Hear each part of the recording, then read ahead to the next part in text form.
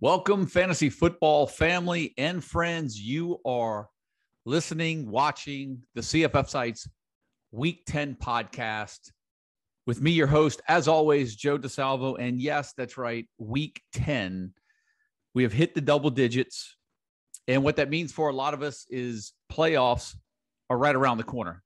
Many of you that play a traditional college fantasy football league, chances are week 13 is your championship game, which means week 12, week 13 are going to be your semifinals and finals.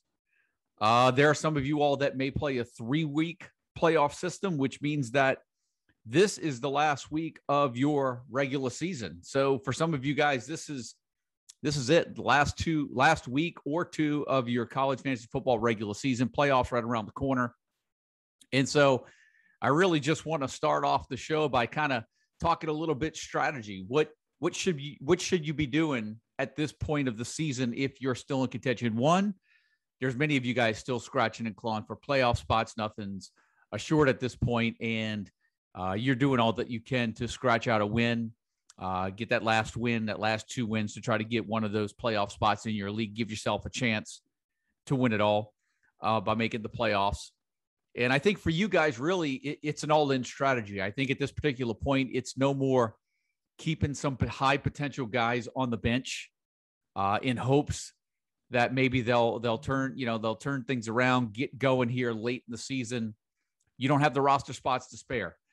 Your back's up against the wall. It's an all-in approach, and you're playing the matchups week to week to survive to get in.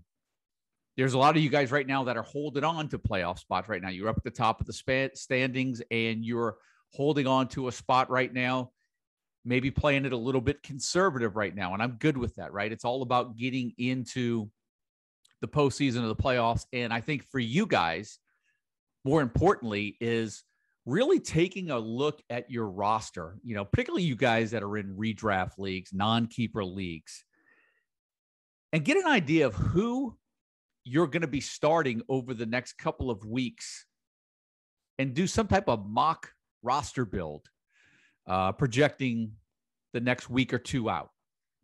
Because you need to start planning for your playoff matchups if you're more than likely in. And now's the time to do that. Look ahead, look into that crystal ball, look ahead at the schedule a little bit, see where the sweet matchups lie, where you may need a little bit of roster depth. Go into the waiver pool, into the free agent pool, and see if you might be able to find one or two, whether it's a defense or whether it's some type of a skill player, maybe a position, a quarterback in a 2-quarterback league. Find those sweet matchups over the next couple of weeks and do a mock roster build. I always find that very helpful. Plan out your roster not only for this week, plan it out for week 11 and possibly week 12. And that's what I would be doing.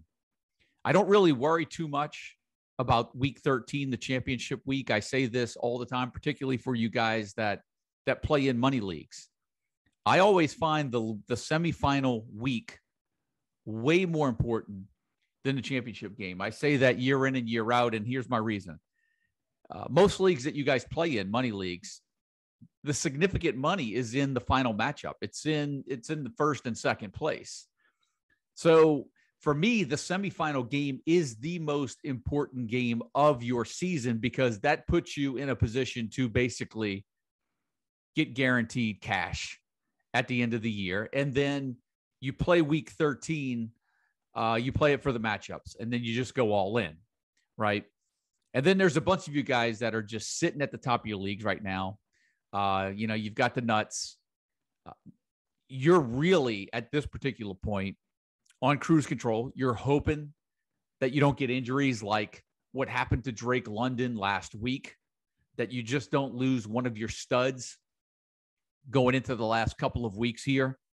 And you too are really kind of putting together some mock lineups over the next couple of weeks to see how you're going to play some things out as well, because you may have some depth on your roster, but you're not willing to let it go because it may strengthen another owner. Understandable.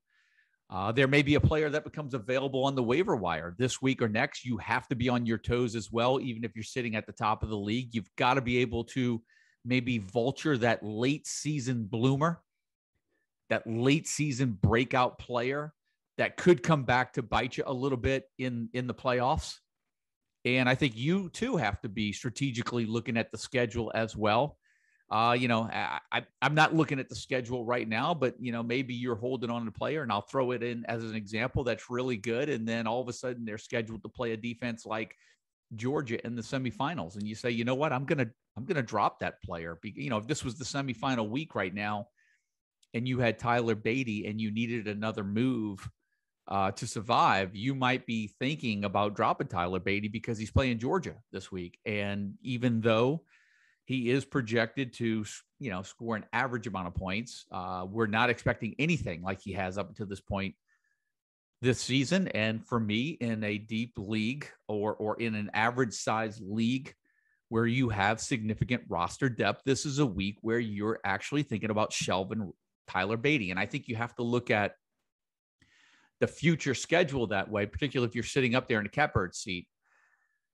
Play the mock roster game, play the mock lineup game over the next 2 or 3 weeks and see what you want to do. And maybe that'll dictate some sort of trade here at the end of the year. Maybe it will put your eyes on a defense that you didn't consider 3 weeks ago.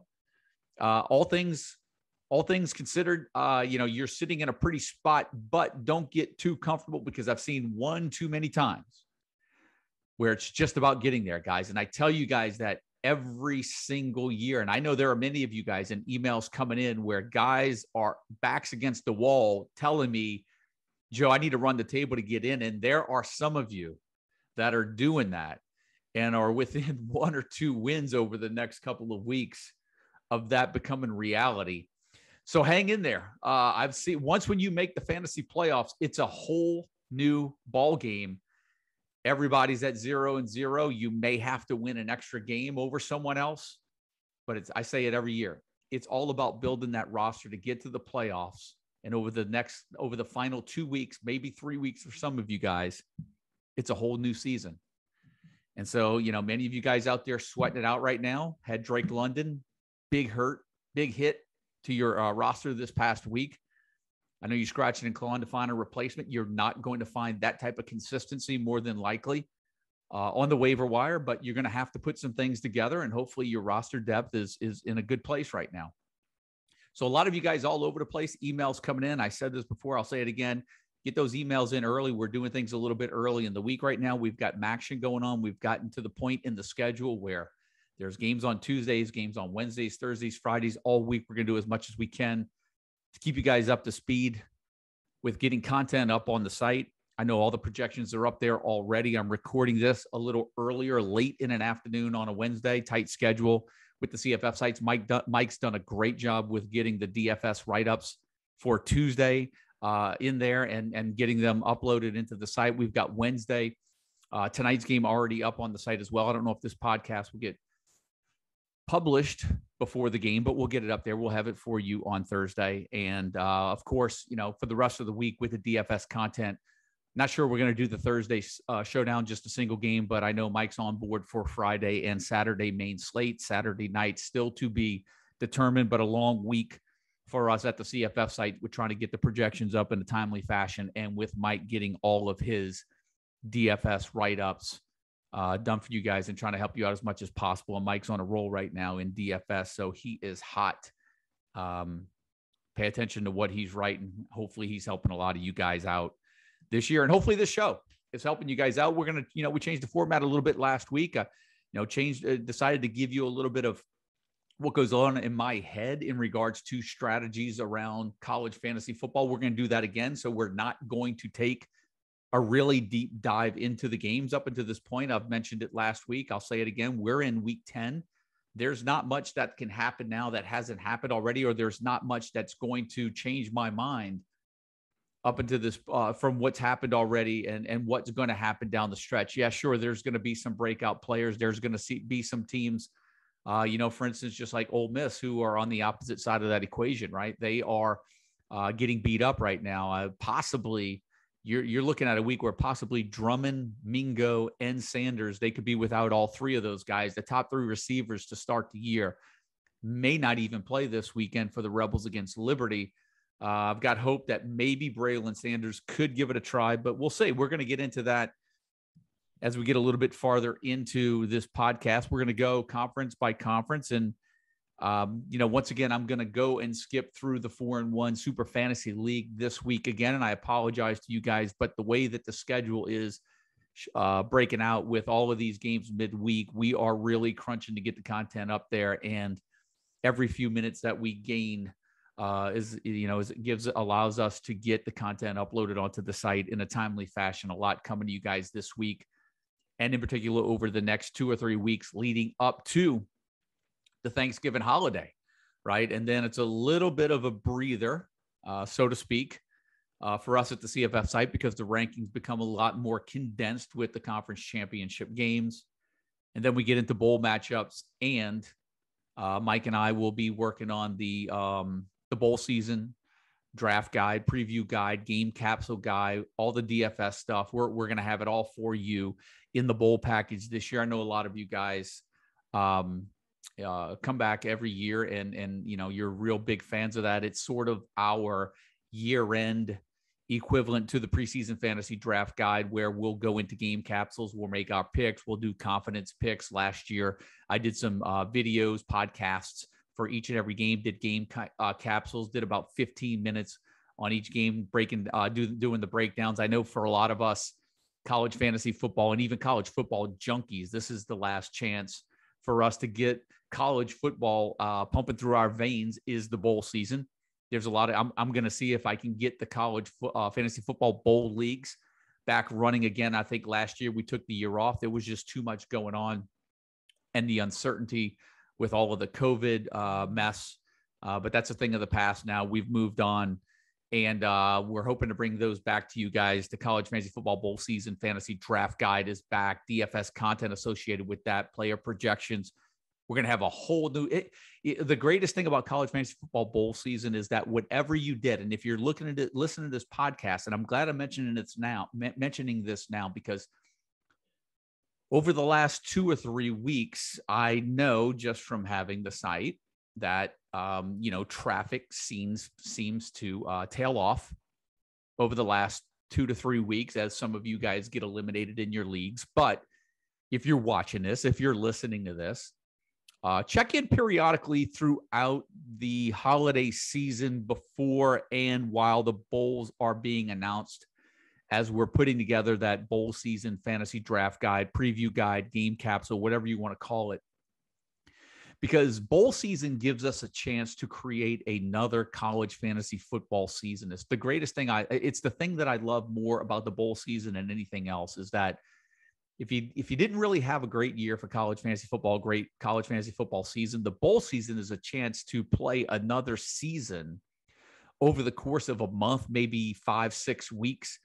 It's really intense. It's a lot in a little bit of a time. And while you guys are out on holiday break throughout the holiday season, spending time with your family, get a chance to watch some of these bowl games, it really does make each and every bowl game interesting. And for a lot of you guys that are just in Power 5 only leagues, it gives you a chance to dip your toe into the water of a full FBS league, whereas you only have to worry about a single game from every team. And, everybody drafts their teams. You have a draft, maybe 8-10 team leagues, and you put all the teams into a hat, you draft, you get one game each, and highest cumulative score at the end of the season wins. And so it's a chance to have a second college fantasy football season. More on that as we get closer to Thanksgiving and closer to the bowl season. But with that being said, let's go ahead and get into some of the week 10 matchups and what I'm looking at, what I've seen, some of my advice for you guys. And with that being said, we're just going to go conference by conference as we did last week. And so we're going to start with the American Athletic Conference with SMU playing at SMU. Obviously, this is going to be a fantasy dream here. The question is Hennigan going to be healthy enough to play quarterback for Memphis? Hopefully he returns. For you guys holding on to Calvin Austin, I know you're definitely hoping for that. And then over at SMU, I just think the biggest question mark, and I did mention this on last week's podcast, is what's going on with Ulysses Bentley. For me, I mentioned on the podcast last week in redraft leagues, I thought he was a drop. I think at this point in the season, he's just tying up a roster spot. Could he explode in a comeback game? Sure, there's the possibility of that happening. But for some of you guys right now, you need to take advantage. Excuse me. You need to take advantage of this opportunity while maybe someone else is sitting on him. And I don't know how you start Ulysses Bentley right now, and I think you have to start Trace Siggers. He's performed well. I think he's scored a touchdown over the last 4 weeks. So I mentioned it last week, but if you're a Bentley owner right now and you're still holding on to him, then I don't know how much more you need to see before you let him go. But look, if you're holding on to him, I hope he gets things turned around. I hope he gets playing time. I hope the guy's healthy. But I think if you're Trace Siggers owners right now, you have to get him in your lineup. Tulsa playing on the road at Cincinnati. This was something I mentioned on last week's podcast as well. I think Desmond Ridder's utilization, his utilization rate, particularly as a runner, goes up as the Bearcats need him. They did fall into an early hole last week at Tulane, and then he got things going a little bit. I don't know if they're going to need him this week. I'd expect to see another big, performance out of Jerome Ford and really that Cincinnati defense. And if Tulsa receiver Josh Johnson, if you have him, what a disappointment for you last week. I mean, look, I even ranked him at or near the top 10. He dropped a touchdown pass against Navy. Poor outing by that Tulsa offense all around. You're looking for a bounce back game there. Navy on the road at Notre Dame. This Notre Dame team just really doesn't impress me. And Navy has surprisingly played a bunch of teams this year close. They beat Tulsa on the road last week, lost to 7 to Cincinnati, lost by 18 to Memphis, lost by 7 to SMU, beat Central Florida, lost 8 to Houston. They did have a couple of duds to start the year against Air Force and Marshall, but Navy has quietly gelled over the course of the season. I'm curious to see if they can hang with Notre Dame. Of course, Kyron Williams, a must start. And Michael Mayer, tight end, has been a little quiet as of late. Let's see if he can get things going on the receiving side for the Irish this week. Tulane playing at Central Florida.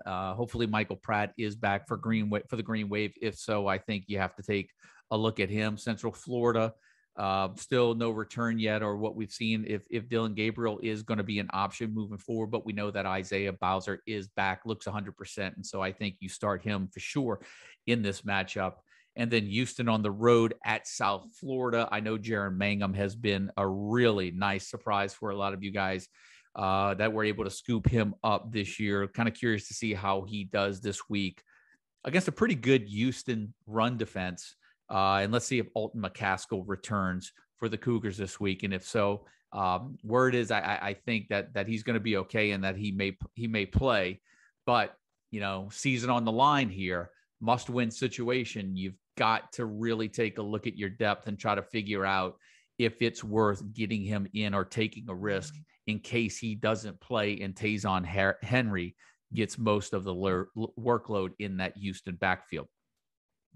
Virginia Tech playing on the road at Boston College. Of course, we're going to switch gears, go over to the ACC. And I think for me, the one thing that my observations last week, Malachi Thomas, I was a little, I hit the pause button. I wasn't ready to get overly excited about him. I wanted to see it in back-to-back weeks. We now have witnessed 2 games in a row where he's gotten at least 20 plus carries. He's got 46 carries over the last 2 weeks, consecutive 100-yard games. I think the Boston College run defense, particularly that are playing at Boston College, will be a little bit of a stiffer test. But I do think if this is a game where Virginia Tech plays out in front, Malachi Thomas could see another 20 carries and 100 yards this week. And I do think now you give him some starting consideration this week. Pitt playing on the road at Duke. I think the biggest question mark in this game for a lot of fantasy owners is what to do now with Mateo Durant and that struggling Duke offense that has only scored 7 points over the last 2 weeks. Here's the thing for you. I think you've got to, this is where weighing your options comes in.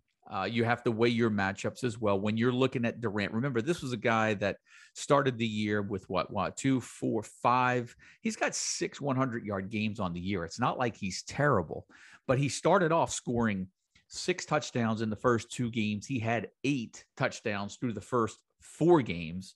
He's only scored 1 rushing touchdown over the last 4 weeks, and that Duke offense is struggling. I think you can expect to see him get near that 100-yard mark again. But now, the question is will he find the end zone? And that really where your dilemma lies. Will he be used as a receiver out of the backfield? And I think really, you got to remember 2 weeks ago against UVA, he had 5 catches. He's caught at least, 2 passes in 5 games this year. For me, it really depends on how Duke plays with Pitt. The closer they stay with Pitt, the more valuable Durant becomes. But if Duke, given what they've done over the last 2 weeks, cannot hang with Pitt and that offense, we could see a game get out of hand again. And then the goal may be just to get Durant over 100 yards, and then you don't see the end zone. So that's the risk that you take with starting Durant. I think you can be good for 100 yards, but I'm curious. I'm a little concerned about whether or not that Duke offense can put things together and he can have a big game. So you've got to weigh your options right there. Wake playing at North Carolina, just a fantasy dream matchup this week. That should be a high-scoring affair. We've got Sam Hartman and Sam Howell, both, I think, in the top 5 for fantasy quarterbacks this week. Nothing to really be concerned about right there. Georgia Tech playing on the road at Miami. Jahmyr Gibbs has been solid as of late. But even though, Jeff Sims' numbers haven't been bad, but that Georgia Tech offense just doesn't look good to me.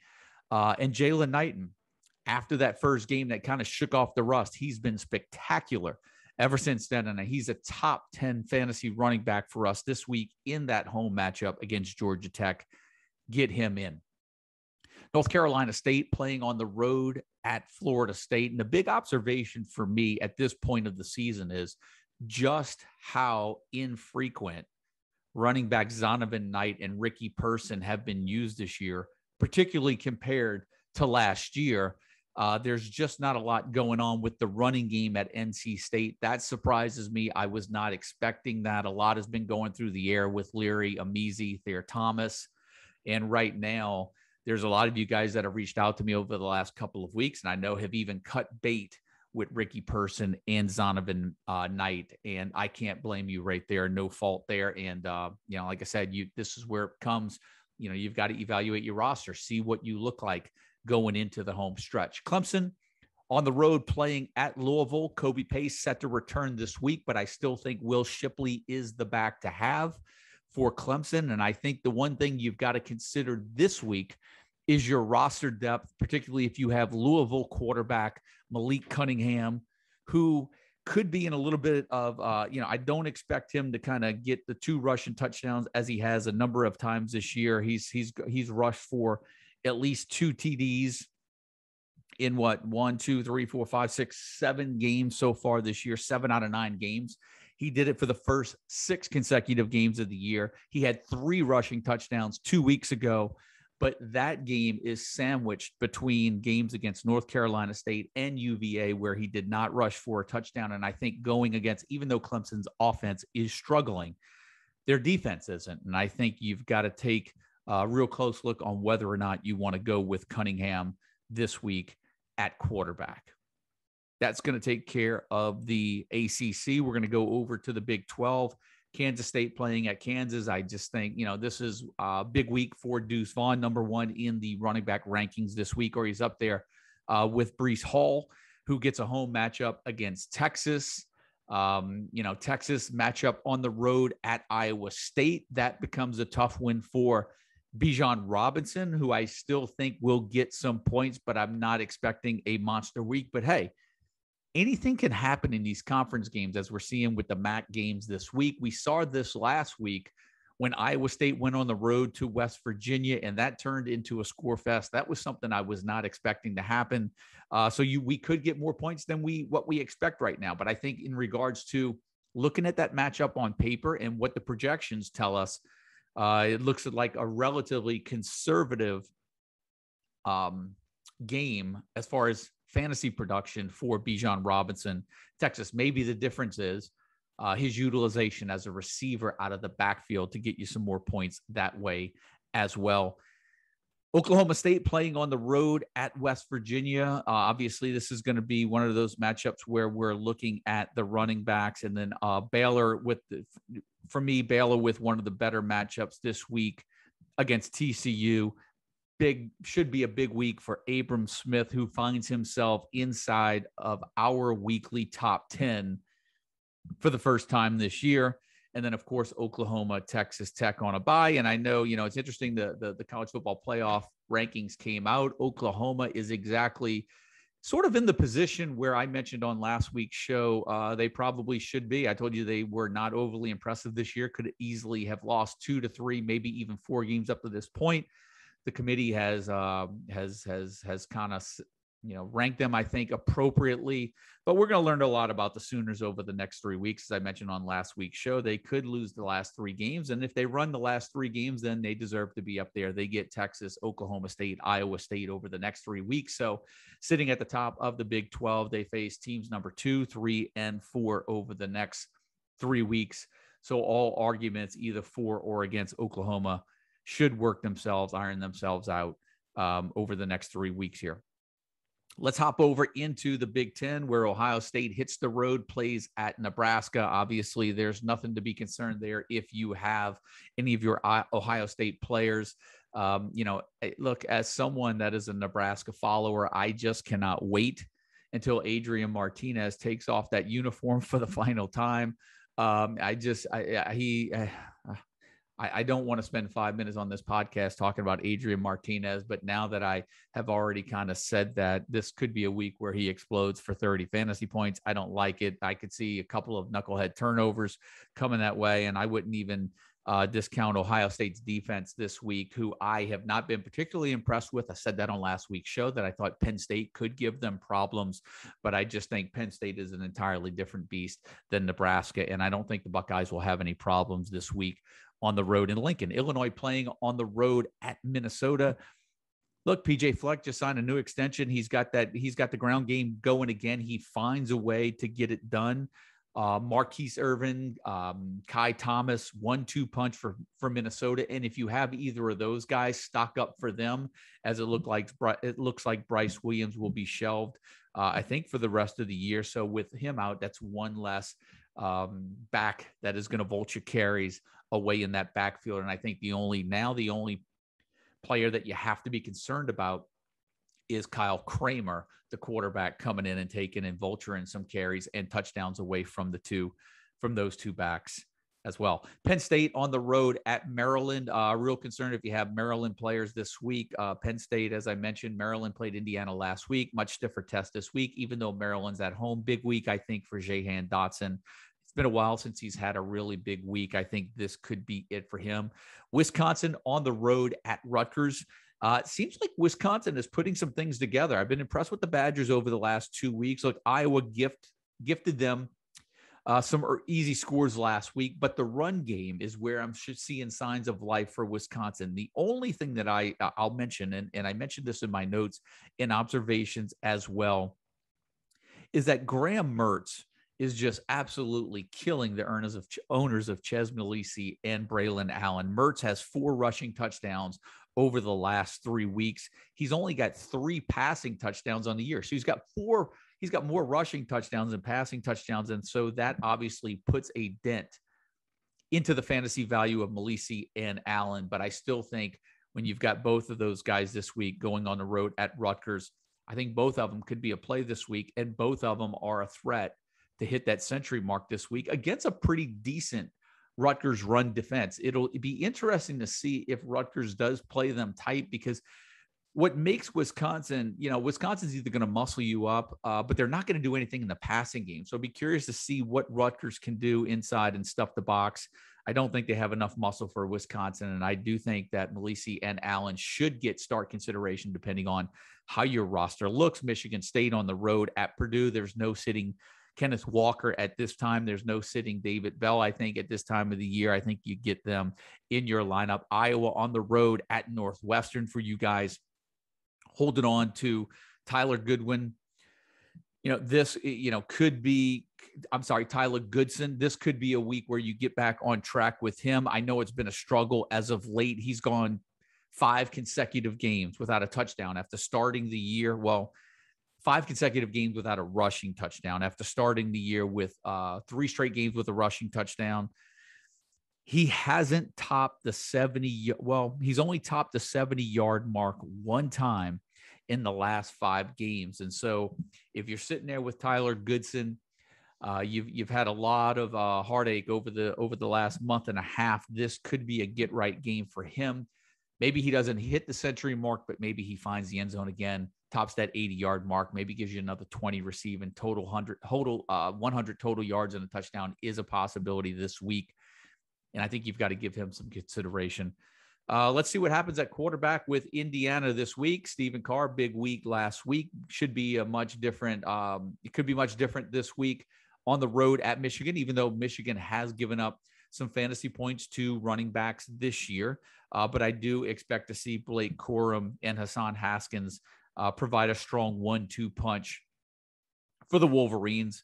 And I don't want to move on without addressing Adrell Anthony. I know in my notes and observations, I kind of put a keeper league alert next to his name. 6 catches, 155 yards, 2 touchdowns in that loss to Michigan State. Will we see anything close to that this week? I'm doubtful, but I will say that I do believe he was impressive. The way that he was going up at high point in some balls, the way that he just looked like he was going to be a really solid receiver and better than anything I had seen on their team at receiver up until this point this year after the injury to Bell. And so I do think that he could be a factor, maybe more so in games in which they will have to throw the ball a little bit. I know they've get Indiana this week, but I still like his ability to maybe make plays in the red zone. They're probably going to need him at Penn State. They play at Maryland, a game they may not need him much, and then they play Ohio State again. So I do think, there's going to be some opportunities where Anthony will be able to make some plays for the Wolverines in that passing game coming up.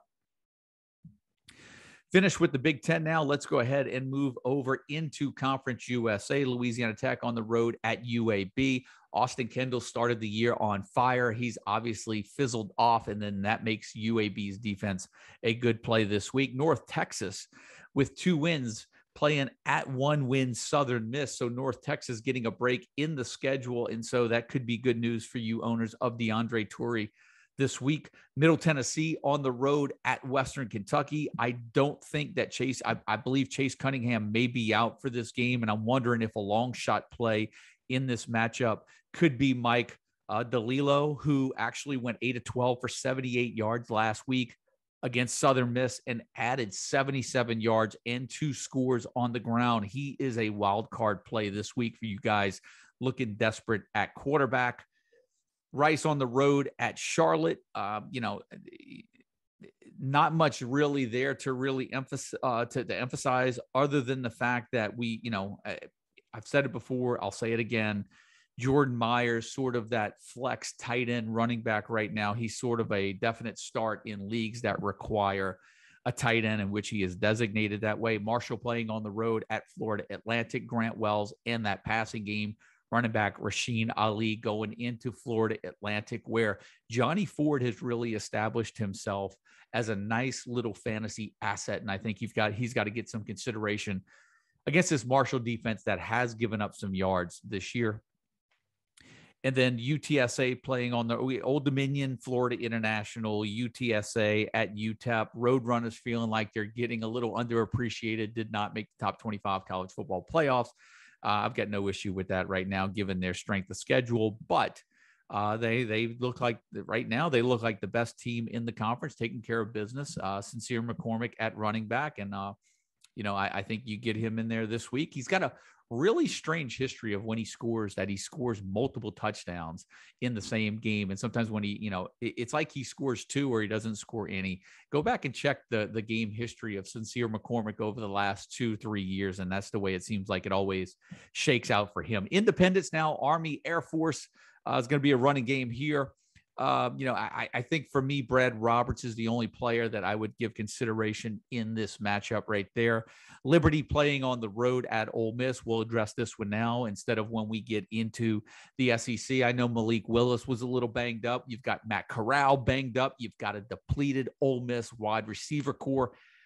But you've got running backs that can still make plays for Ole Miss, and you still have Matt Corral, and that Liberty offense still has Malik Willis at probably 85 to 90%. And for me, those two guys are a must start even in this matchup. I really don't have much of a concern about Liberty's defense, even though Ole Miss is banged up, and I don't have much concern about the Ole Miss's defense and Liberty's ability to make plays, even though Liberty has been tested by some lesser defenses. I think Ole Miss maybe wants them to score a little bit. They'd like to kind of pad on some numbers of their own. But I think this could be a really solid play for somebody like Snoop Connor right now. You don't know where to turn to in regards to the Ole Miss passing game. I think if Sanders, if Mingo, if Drummond and all three of those guys are out, I think you've got to give serious consideration to Ja'Cour Pearson and this week in that matchup at home against Liberty. BYU playing at home against Idaho State. What a game by Tyler Algier last week.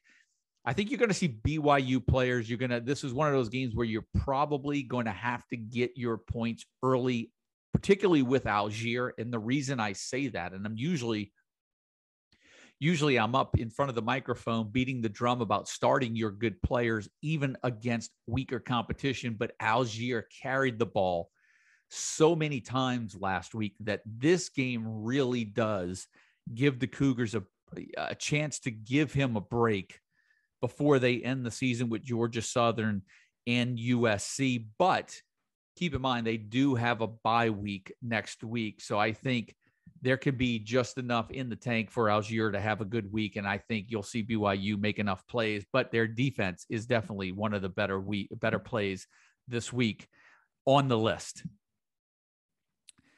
Rhode Island playing at UMass. The reason why I mentioned this game is because I do think that a player like Ellis Merriweather, running back for UMass, I think he's gone consecutive games with 100+ yards. All of a sudden now they get Rhode Island.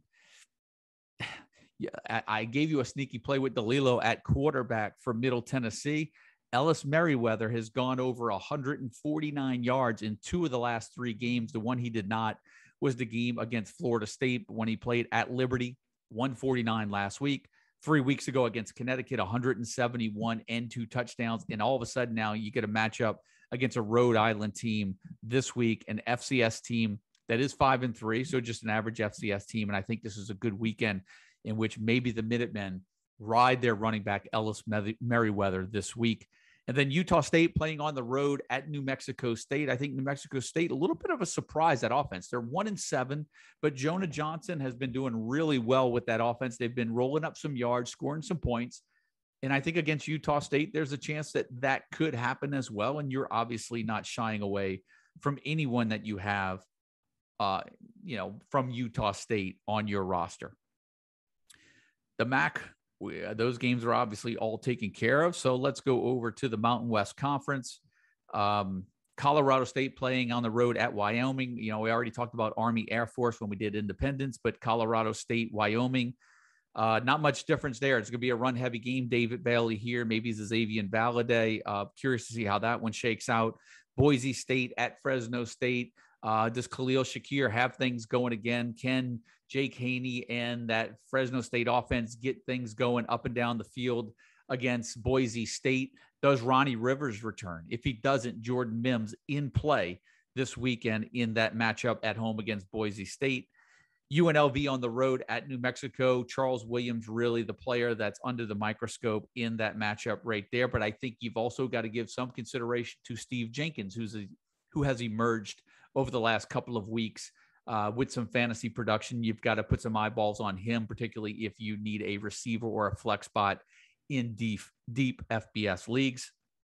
San Jose State playing on the road at Nevada. I mentioned it last week about how I thought that San Jose State offense was struggling. The best thing in that offense, really the 2 best things for that offense going right now, are Nick Nash's legs, his running ability, and his ability to get the ball to Derek Deese If one of those two things doesn't happen this week, that matchup at Nevada could get ugly pretty fast. Deese has got to be able to get some balls his way. He'll come down with them if they get him close, and Nash has to be able to make some plays with his legs. And if that doesn't happen, the Wolfpack could roll up the scoreboard. And then San Diego State playing on the road at Hawaii. A little concern for your Hawaii players this week. I predicted last week that San Diego State would have trouble with Fresno. I said they hadn't seen an offense like that all year. I don't think Hawaii brings to the table what Fresno State does bring. Hawaii is at home, but San Diego State probably looks to get things back on track and try to clamp down that Hawaii offense. So I would be a little concerned if you have some of those Hawaii players, and maybe Calvin Turner would be the only player that I would give consideration to this week. Let's hop over to the Pac-12. Utah Tavian Thomas has been unbelievable. Last week he carried many of you guys to a win. He gets a nod again this week. Cal at Arizona, nothing really eye-popping there. Oregon State at Colorado. Can BJ Baylor get the wheels spinning fast again and give you guys a big game as he was for the last several weeks? Oregon on the road at Washington. Of all the games on the slate this week, this might be the one that where that weather does have a factor. I think there could be 40-50% chance of precipitation for this game. So I do think you've got to go in that with the expectation that maybe if you have an Anthony Brown, you may want to look somewhere else. But Travis Dye is obviously a must start in this matchup. And then USC playing on the road at Arizona State. The Sun Devils should get Rashad White back this week, an important playmaker for that offense. They need him. And then USC, let's see what they can do now with a week to prepare without Drake London. I happen to think that the stock up for Taj Washington and Gary Bryant Jr. The stock is up for those guys. Curious to see. I think there'll be a little bit more of a distribution than there will be overly reliant on one single target as they did with London before his injury. And then last but not least, we're going to go into the SEC. Missouri on the road playing at Georgia, and not a great week if you're an owner of Tyler Beatty, particularly if you have to win this week. It's just the worst time that you could have had a matchup against Georgia. We covered Liberty and Ole Miss. Great game between Auburn and A&M. Should be a fun watch in regards to fantasy production. It'll be interesting to see an improved Zach Calzada, see if he's improved now coming off of a bye week. You see if that running game can get going against Auburn. Can Auburn get things going on the ground with Tank Bigsby on the road at A&M? And will Bo Nix be able to make some plays in that offense as well? Should be a good watch. From a fantasy standpoint, I think you do have to consider Bigsby and Weidemeyer, the tight end, Anaya Smith, the receiver at A&M, obviously, Isaiah Spiller. Devin Ashane sort of the wild card in this one, but should be a fun game to watch. Mississippi State playing on the road at Arkansas. We have Treylon Burks projected for a big week this week. Mississippi State, hard to see them getting shut down, at least with Will Rogers. I think he'll probably at least get his points, 300 yards and 3 touchdowns, see how it gets distributed. That will be interesting. And really the big question is, where do the targets go? Will they predominantly lie within Malachi Polk and with Jaden Walley? Tennessee on the road at Kentucky. Can Chris Rodriguez get things going again on the ground for Kentucky? He's been stymied over the last 2 games. And can Hendon Hooker in that Tennessee offense make enough plays on the road at Kentucky? LSU going into Alabama. Nothing to be concerned about on the Alabama side here. And obviously Brian Robinson, a must start. The question is whether or not you're going to start any of your LSU players on the road at Alabama. And that seems very, I don't feel optimistic about that right now. And then Florida on the road at South Carolina. Big question mark going into this game is, will Anthony Richardson be able to play? And if not, then Emory Jones has the quarterback and all to himself. And that does make him an option this week on the road at South Carolina. And then, I said last but not least, but we forgot about the Sun Belt Conference. So we're just going to run through The Sun Belt real quick. Louisiana Lafayette at home against Georgia State. You don't know what you're going to get sometimes out of Georgia State. And look, we don't know which Levi Lewis is going to show up for UL Lafayette.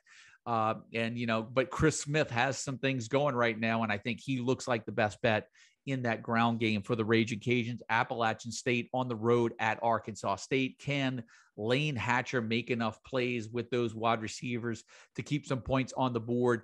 At home against Appalachian State. Cameron Peoples, I think, has gone double-digit touchdowns in all but one game this year, and I think you've got to get him in your lineups this week. Louisiana Monroe playing on the road at Texas State, and all of a sudden now, I think the eyes are on what goes on at quarterback with UL Monroe last week. I had mentioned the name Chandler Rogers. Well, Chandler Rogers, I think he got hurt. Whether or not he's back this week, if not, that makes Jaya Wright an interesting 1 week punt if you're weak at the quarterback spot in a full FBS league. South Alabama playing at Troy. Can Jalen Tolbert keep things going in the air and keep those fantasy points coming for you guys? And then Coastal Carolina on the road at Georgia Southern. And is this a week where Coastal Carolina really can get the ground game cranked up once again? And so that's going to do it, guys. That brought us through the entire slate. It kind of gave you a glimpse of what goes on from a strategic standpoint for me at this time of the year. We're in week 10 already. Fantasy playoffs, if they're not here for you guys, they're right around the corner. And next week, when we're talking week 11, we're going to be talking either college fantasy football playoffs or the final week of your college fantasy football regular season. A lot of content going up on the site, a lot of important games, important matchups for you guys. We're doing all we can to get it up for you guys in a timely fashion to give you all the resources that you need to get those lineups set. For everybody listening, good luck this week, week 10. Once again, my name is Joe DeSalvo, the voice of the CFF site. Go over to the site. We've got it all up for you this week. If you're not in that Discord, now's more important than ever to get into that Discord server. Pay attention to those injuries because you do not want to get bit by a last-minute substitution or a last-minute bench because an injury. Get into that Discord. Pay attention to the Game Day Injuries channel. We'll get you through this weekend, man. Let's get you guys into the playoffs. Let's win some money. Good luck this week, everyone. We'll talk to you next week.